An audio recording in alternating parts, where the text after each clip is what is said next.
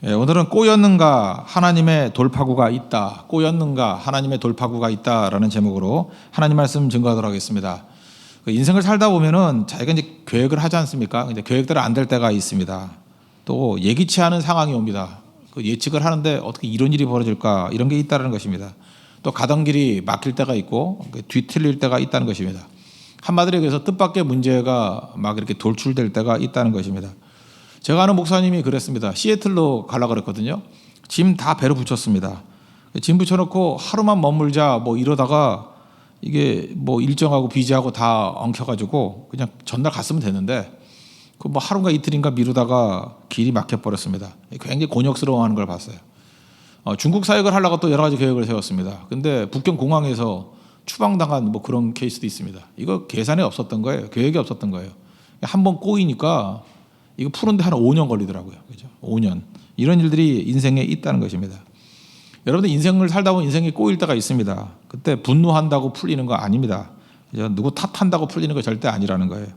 믿음 안에서 해결할 줄 알아야 된다는 것입니다. 주님의 지혜와 인도하심으로 이런 꼬인 문제를 푸는 것을 찾아야 된다는 것입니다. 고린도전서 10장 13절 우리 좋아하는 말씀이고 다 암송 구절이죠. 사람이 감당할 시험 밖에는 너희가 당한 것이 없나니 오직 하나님은 미쁘사 너희가 감당하지 못할 시험 당함을 허락하지 아니하시고 시험 당할 즈음에 또한 피할 길을 내사 너희로 등이 감당하게 하신다. 감당할 힘 주신다. 그게 아니면 피할 길 주신다. 이 피할 길 주신다라고 할 때 표현이 뭐냐면 He will show you a way out. 우리 그렇게 비상구 같은 데는 way out 이렇게 써 있지 않습니까? 탈출구. 하나님께서 우리에게 way out, God's way out. 하나님의 탈출구를 주신다는 거예요. 비상구를 주신다는 거예요. way out. 분명히 그런 게 있다는 것입니다. 그래서 우리 인생 가운데 하나님의 탈출구를 찾을 줄 알아야 된다는 거예요. 꼬여 있을 때 답이 없는 게 아니에요. 하나님의 탈출구가 있다는 것입니다. 지금 이스라엘의 상황이 어떤 상황이었냐면은 북쪽 이스라엘을 얘기하는 겁니다. 모압과 이스라엘이 전쟁을 벌이고 있어요. 4절을 보면은 모압 왕의 메사라는 사람이 있어요. 메사. 원래는 오므리 왕조, 이 아합이 있을 때 그 왕조를 오므리 왕조라 그러는데 오므리 왕조 때 석국이었습니다. 모압은 석국이어서 이렇게 공물 바치고 그랬다라는 거예요. 근데 아합이 죽은 다음에 그의 아들이 왕이 되었을 때 이제 배반을 했습니다. 배반을 했어요. 그러니까 사람이 그렇잖아요. 그 섬기던 약자가 배반하면 열 더 받죠. 그러니까 이 뭐 꼬여도 이런 꼬임 문제가 없잖아요. 이 모압의 왕이 메사인데 팔레스타인에서 이 메사의 비석이 발견이 됐습니다. 그래서 메사 석비라 그러는데 높이가 91m, 넓이가 60cm, 아니 91cm, 60cm. 근데 특이한 게 뭐냐면 그 화산암이죠. 현무암. 검은색의 현무암의 석판이에요. 거기에 그 메사의 공적에 대한 것들이 쭉 나와요. 석국이었던 모압이 이 메사라는 위대한 왕 때문에 순식간에 강국으로 확 올라오는 거예요. 역사상 이런 일이 없어요. 그러니까 뭐 그 모압이라는 나라에 있어서는 이 메사가 뭐 대단한 존재다 이렇게 말할 수 있다는 것입니다. 그때 상황이에요. 이게 역사적 고증이 돼 있습니다. 이게 고고학적으로 증명이 된 거예요. 이 석판이 나와가지고 뭐 그런 일이라는 거예요. 북쪽 이스라엘의 왕이 여호람인데 아합의 아들입니다. 아들이 배반한 걸 두고 견딜 수가 없잖아요. 그래서 그때는 남북이 사이가 좋았거든요. 그래서 남쪽에 그 선한 왕이죠. 유다의 왕이 여호사밧인데 여호사밧에게 우리 힘을 합쳐서 싸웁시다. 7절이에요. 그랬더니 여호사밧이 군대를 보내오고 9절에 보니까 또 에돔이 있죠. 에돔 왕이 또 도와줘요. 그래서 3개국 연합으로 그러니까 북쪽 이스라엘, 남쪽 유다 그리고 에돔까지 합쳐가지고 모압과 전쟁을 합니다. 이거는 응징한다 이런 얘기도 있지만 그 모압의 메사가 얼마나 강했는지 아시겠죠? 혼자 싸워서 못 이길 정도의 속국이었는데 이 세 개 나라가 연합해서 싸워야 될 정도로 아주 순식간에 강국이 되었다는 것입니다. 그래서 전면전으로 이길 수 없다고 생각을 해가지고 그 9절 하반절 보니까 길을 둘러간지 이렇게 나오죠.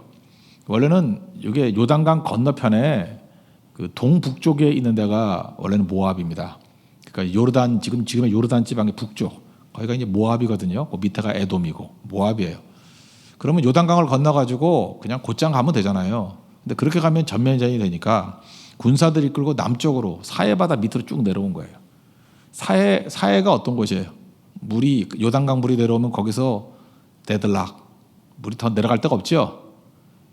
몰라요? 그러니까 사해지. 뭐 물은 받기만 하고 주지 않는 게 사해라며. 이해가 되시죠? 요단강이 쭉 내려서 사해에 오면은 물이 더 안 내려가고 큰 사해가 되고 난 다음에 증발돼 버려요.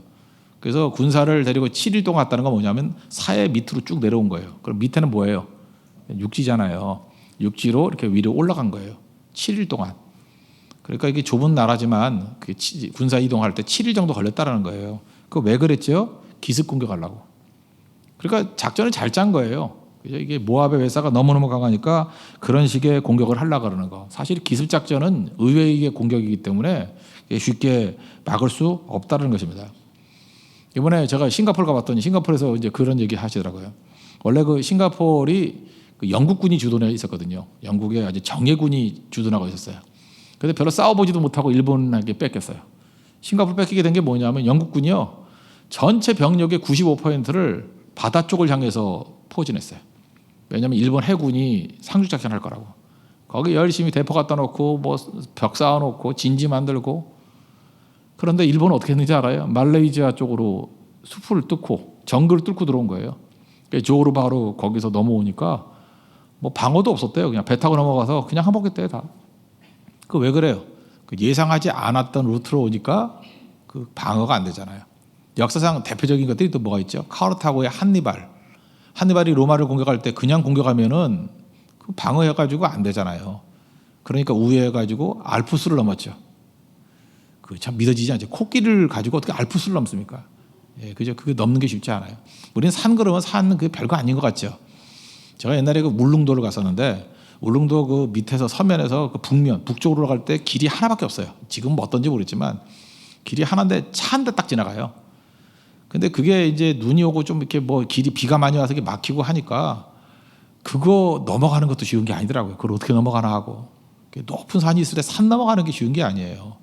근데 알프스 옛날 길도 없는 그런 데를 넘어갔다. 이거는 뭐 상상도 못하는 곳에서 갑자기 쳐들어온 거나 똑같은 거죠. 감당을 못하더라는 거예요.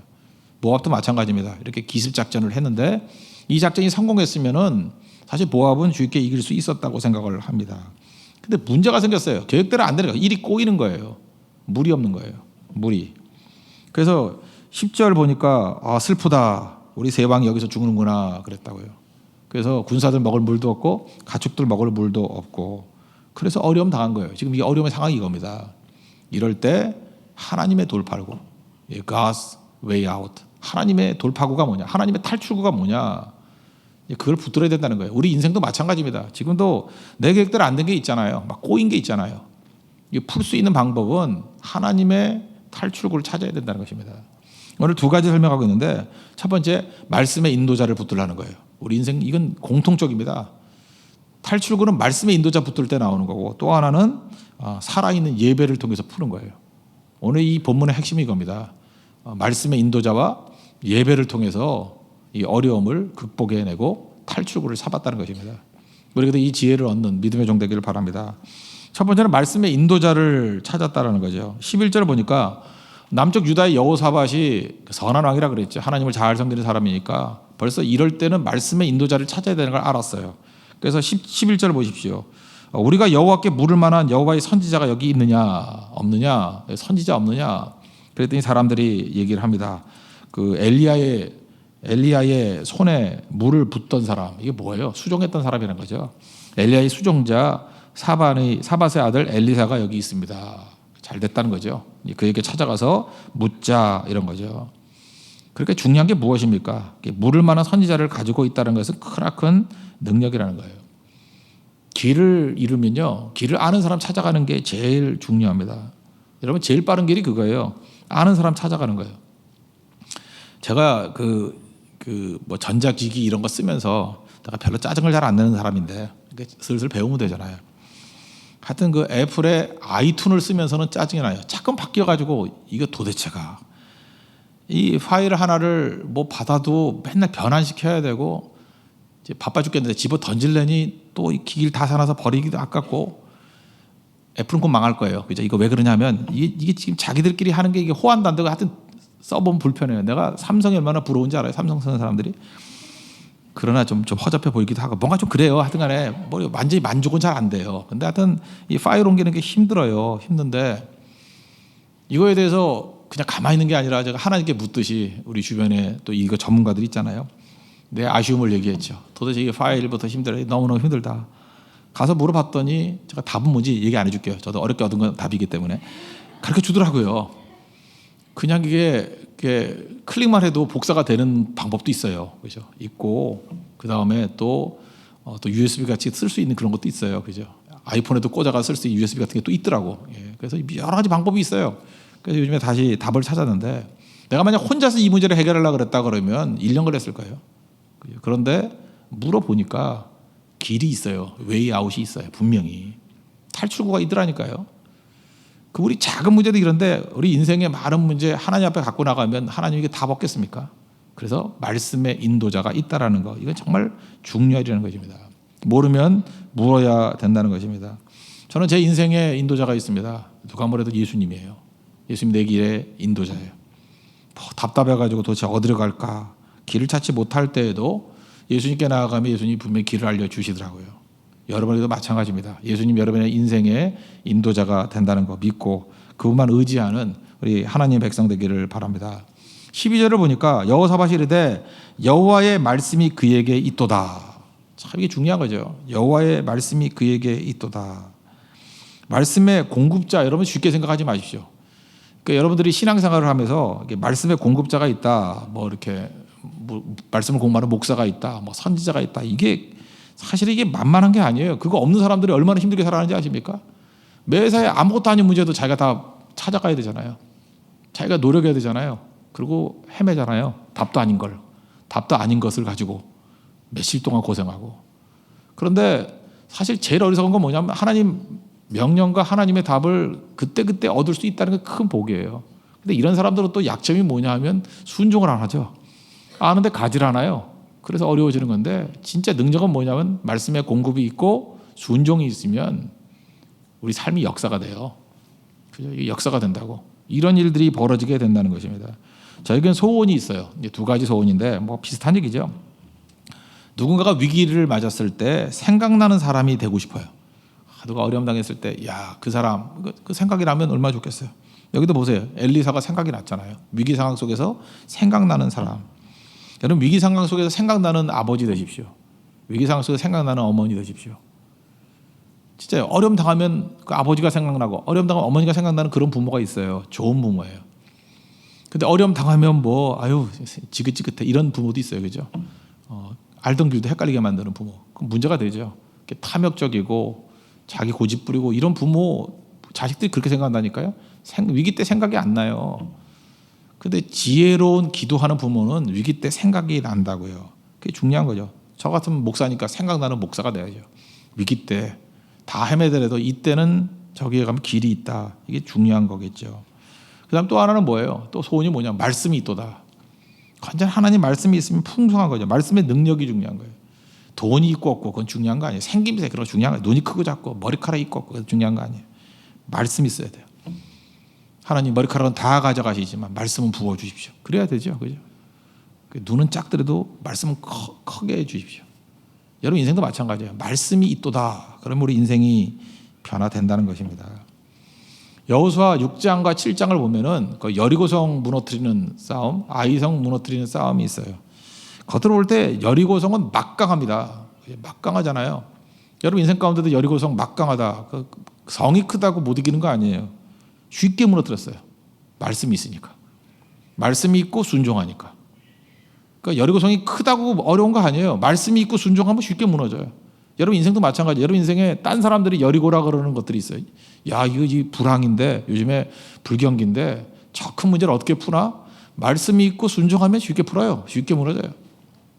반면에 쉽다고 생각하는 작은 아이성이 있어요. 불순종하니까 실패하잖아요. 키는 뭐예요?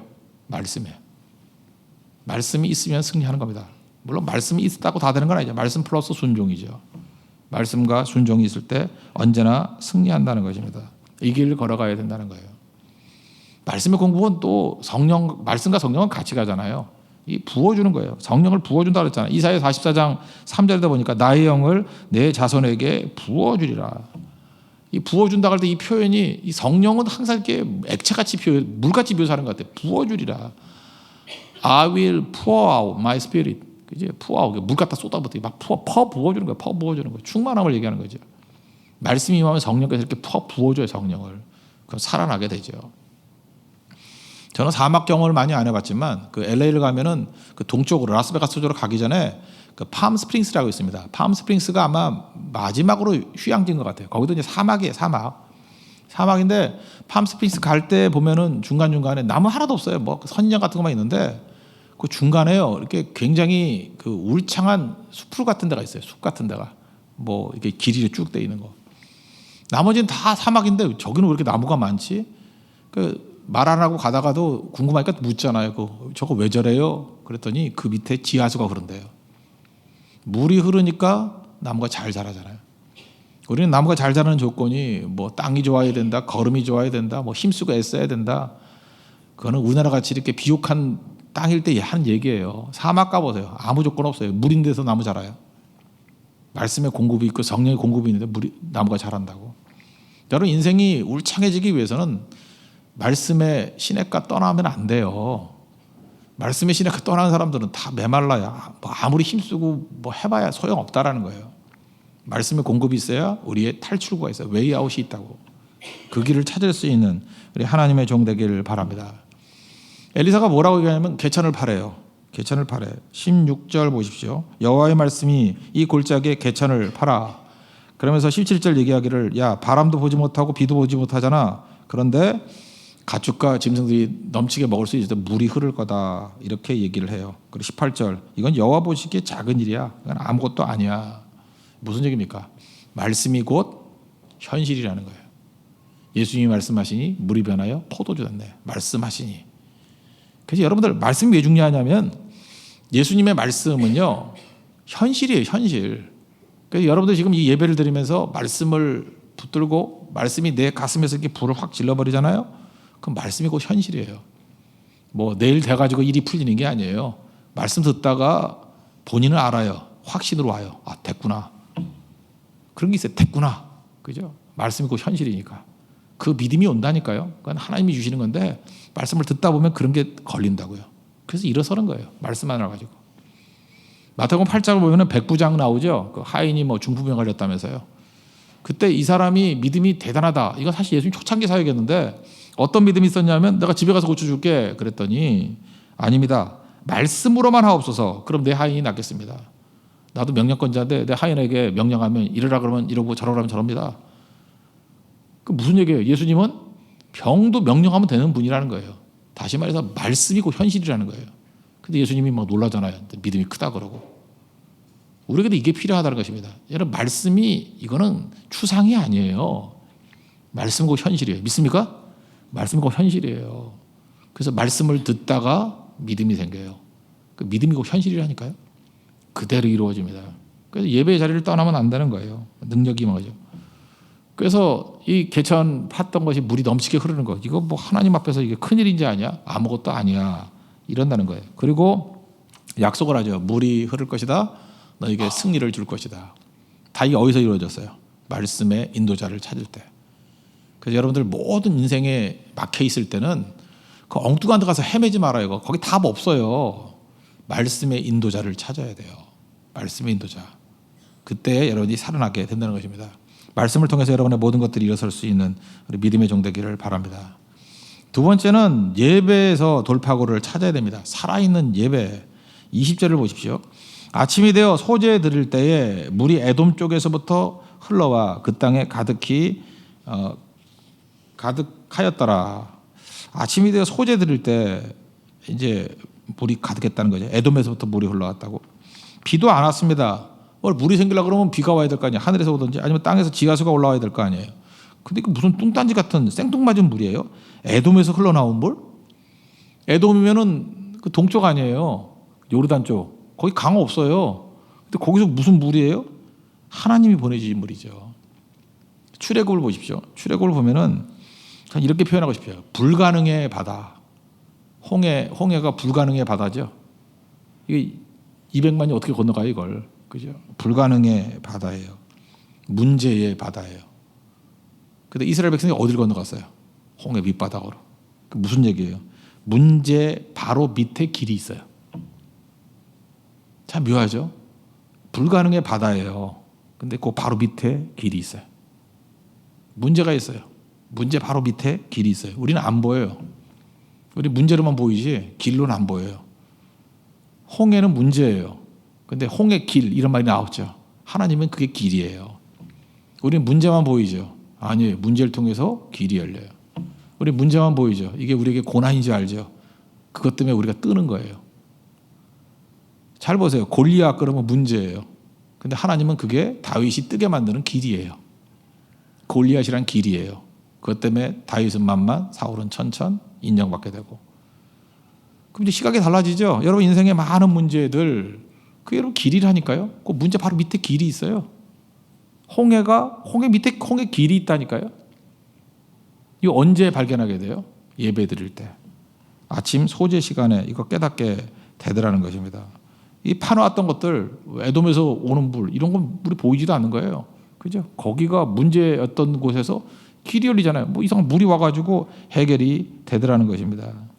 22절 한번 보십시오. 아침에 모압 사람이 일찍 일어나서 해가 물에 비침으로 맞은편 물이 붉어 피와 같음을 보고, 이게 재밌는 일이 벌어져요. 이제 그 개천을 팠잖아요. 근데 하여튼 에돔에서 오는 물, 이것도 기적이죠. 하여튼 물이 왔어요. 그래서 물이 찼단 말이에요. 그런데 아침이나 저녁이나 이렇게 멀리서 보면 이렇게 반사 때문에 착시 현상이 벌어지죠. 우리 특별히 그 선셋 같은 거 할 때 그 뭐 일몰 때, 그죠? 이렇게 낙조 같은 거 보면은 빨개지잖아요. 진짜 빨개요? 아니요, 착시죠. 근데 아침에 뭐 이런 현상이 벌어지는 거 봐. 이렇게 물이 비치니까 빨개진 거예요. 그래서 착시, 기적이 착시가 기적이에요. 착시라는 현상의 기적. 근데 또 재밌는 게 뭐냐면 이제는 두 번째 더 큰 건 착각이에요. 얘네들의 해석을 한번 보세요. 다 이걸 보면서 참 신나더라고요. 23절 한번 보세요. 이르되 이는 피라. 이걸 또 어떻게 피라고 생각을 해? 그죠? 틀림없이 저왕들이 싸워 서로 죽인 것이로다. 모압 사람들이 이제 노라크라 가자 하고. 첫 번째는 뭐예요? 착시 현상. 피 아닌데 피라고 착각을 착시했고, 그 다음에 이 해석을 착각했죠. 지금 세 왕이 연합을 했는데 서로 싸워가지고 피 흘려서 지금 저거 피가 저렇게 흐르는 거다. 이게 뭐예요? 대단한 상상력. 망하는 놈들 보면요, 이렇게 대단한 상상력이 있어요. 이걸 보면서 느끼면 이단이 꼭 이래요. 이단은요, 이렇게 몇 구절을 딱 갖다 놓고 대단한 상상력을 가지고 꾸며놔요. 거기에 인생을 걸어. 뭐 몇 년도에 누가 모신다, 뭐 종말이 온다, 뭐 14만 4천이다. 이거 다 이런 거거든. 뭐 주워 가지고 몇 개 갖다 놓고 이런 뭐 피다 이러고 저거 서로 싸운 거다. 뭐 자기 멋대로 해석을 한 거예요. 나가면 이긴다. 그죠? 이제 뭐 집합 모여라. 뭐 14만 4천이다. 뭐 이런 거에 다 똑같은 거. 거기에 우르르 다 몰려가서 다 죽는 거예요. 참 이게 대단하죠. 이런 부분에서 너무 감수성이 예민한 사람이 실패하는 거예요. 자기 상상의 인생을 걸어요. 와, 나 미치겠어 진짜. 자기 돈을 상상에 거는 사람 내가 봤어요. 거의 전 재산을. 물론 깡통찼지요. 그래요. 결혼도 상상으로 해요. 이 남자는 이럴 것이다 라고 하는 상상. 네 믿음이 크도다. 어떻게 그런 상상을 하나? 그러니까 다 좋은 것만 상상을 해. 자기는 행복할 거라고 상상을 해. 상상이 다인지 알고. 여러분, 상상보다 나은 건 현실주의자예요. 상상 믿지 마세요. 상상은 상상일 뿐이에요. 상상 마당 가서 한 바퀴 돌고 와요. 상상은 하지도 말고. 현실주의자가 메마른 것 같지만 그래도 그거보다는 지혜로워요. 근데 현실도 우리는 해석을 잘못하는 거예요. 더 중요한 건 말씀이에요. 인생에서 가장 확실한 건 말씀을 의지하는 거고, 말씀에서 바라본 현실이 진짜 현실이에요. 그건 곧 현실이에요. 그렇지만 상상보단 나아요. 이렇게 엉터리를 해석하는 거라도. 이거는 반쯤은 진리일 가능성이 커. 근데 이 상상에 의해서 전구를 이끌고 갔다고요. 그러니까 다 죽죠. 여기서 하나님께서 엘리사를 통해서 두 가지 기적을 준 거죠. 첫째는 물기적. 그렇죠. 에돔에서 흘러나온 물이 있대. 물기적. 또 하나는 무슨 기적이에요? 착각기적. 주님께서 착각하게 만들어요. 그래서 여러분의 대적들이 생각보다 어리석거든요. 하나님이 어리석게 만들면 진짜 어리석어져요. 그래서 기적은 딴 게 아니에요. 내 대적이 바보 되는 게 기적이에요. 참 신기해요. 어느 때 보면 되게 지혜롭다고 생각하는 사람들이 어느 순간 보면 저 바보 천치 아니야? 초등학교 1학년도 알 문제를 왜 저를 모를까라고 하는 바보 짓을 해요. 그럴 때마다 우리 느끼는 게 뭐예요? 감사금 드려야 돼요. 하나님께 영광을. 주님께서 바보 만든 거예요. 순식간에 착시, 착각 만든 거라고. 그래서 죽는 거예요. 하나님 백성들은 이런 걸로 무너지지 않습니다. 근데 다시 원적으로 이게 언제 이루어졌어요? 아침 소제 때. 이 소제라는 것은요, 우리 한글 성경에만 있어요. 영어 성경 대개 보면 the morning sacrifice. 소제라고, 소제는 게 곡식으로 드리는 제사거든요. 물론 아침에 드리는 게 소제예요. 그래서 소제라고 쓴 거지 굳이 소제라고 말할 것도 없어요. 그냥 morning sacrifice. morning sacrifice 우리식으로 하면 뭐예요? 새벽 예배지 뭐 딴 거예요. 새벽 예배. 새벽 예배 때 기적이 나타난다는 거예요. 이런 거에 좀 은혜 좀 받아요. 좀 새벽 예배 기적이 나타났다고. 오늘도 신방구 가보고 이렇게 사람들 만나보면 참 성공하는 사람들 보면 참 열심히 일을 해요. 얼마나 열심히 일을 하는지 코피 흘리고 눈에 핏줄이 터졌다 그러고 뭐 어지럽다는 사람들이 있고요. 막 입원도 하고 막 링거 주사 맞고. 하나 말씀드릴게요. 그래도 안 돼요. 그래서 다 98% 일어났잖아요. 99에 착시, 100에 착각. 그래서 다 날려요. 잊지 마십시오. 우리가 하나님의 God's way out, 이건 예배 때 나타나는 거예요. 그래서 세상에서 제일 지혜로운 사람은 예배 드리는 사람이에요. 제일 좋은 신랑감은 새벽 예배에서 찾아야 돼요. 새벽 예배 나가서 좀 늙어 보이고 좀 이렇게 좀 작아 보이고 이런 애들도 괜찮은 거예요. 근데 어리석은 자들은 새벽 예배 잘 나오다가 딴 데 가서 답을 찾고 있어요. 이건 정말 어리석은 자예요. 뭐 괜히 이상한 데 가서 시간 보내고 있고 성교도 안 간다 그러고. 그걸 뭐라고 하죠? 바보라 그래. 바보. 어쩜 그렇게 머리가 안 돌아요? 예배에서 풀지 않으면 아무것도 안 돼요. 그러니까 마귀는 우리를 어리석게 만들고 착시, 착각 만들기 위해서 예배 자리 떠나게 만든다는 것입니다. 그래서 예배를 통해서 승리를 거두었어요. 보세요. 지혜로운 사람은요, 경험에서 배워요. 어리석은 사람은 못 배워요. 이 예배를 통해서 이런 크나큰 승리를 거두었다는 것을 누가 배웠을까요? 세 명의 왕이 있었죠. 북쪽에는 여호람, 남쪽에는 여호사밧. 에돔은 뭐 왕 이름 몰라요, 누구지? 에돔 왕. 특별히 남쪽의 유다의 여호사밧이 이걸 깨달은 거예요. 소중한 교훈을 배웠어요. 승리의 비결은 군사력도 아니고 연합하는 것도 아니고 예배에 있구나. 그래서 역대하 20장, 뭐 성가대, 뭐 헌신 예배 같은 때 맨날 붙드는 본문이죠. 역대하 20장 보면은 거기는 어떤 연합군이냐, 모압과 암몬과 마온이라는 3개국 연합군이 남쪽 유다를 공격해요. 유다를 공격할 때에 여호사밧이 찬양팀보다 좀 숫자가 많게 찬양단, 성가대를 맨 앞에 서요. 가운 입히고. 이게 총알바지예요? 내가 볼 때 성가대도 믿음이 있는 거야. 맨 앞에 서니까 서잖아. 우리 지금 이정부터 시작해서 맨 앞에 사람 서겠어? 뭐 헌신했더니 죽이려고 총알바지를 써요 이러면서 뭐 다리 떨고 섭섭해할지도 모를 거예요. 근데 그 믿음이 있었어요. 맨 앞에 서니까 서고 찬송을 했어요. 찬송을 하고 나아가니까 적군이 섬멸됐어요.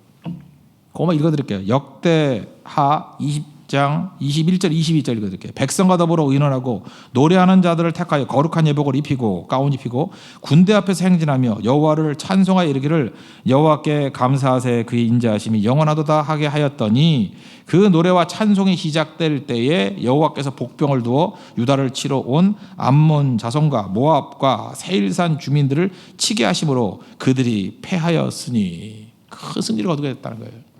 우리 역대하 20장의 이 스토리를 이게 처음 경험한 거라고 생각하면 안 돼요.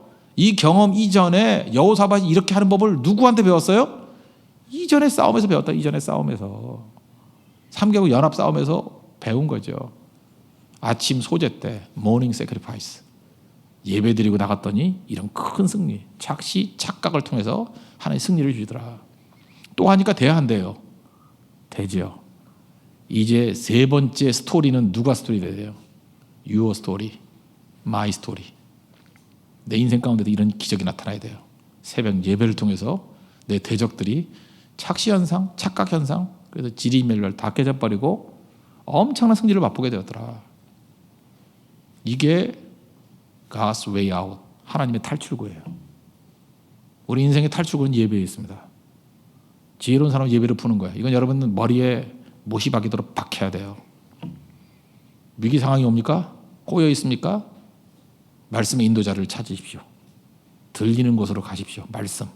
또 하나 예배예요. 예배를 통해서 way out, 우리의 비상구가 열리고 탈출구가 열리고 그 다음에 우리의 모든 길들이 다 돌파구가 열리게 된다는 거예요. 그런 승리를 맛볼 수 있는 믿음의 종 되기를 축원합니다. 예. 모두 다 자리에서 일어나겠습니다. 모든 시선을 주께 드리고 찬양하겠습니다. 그리고 기도하겠습니다. 모든 시선을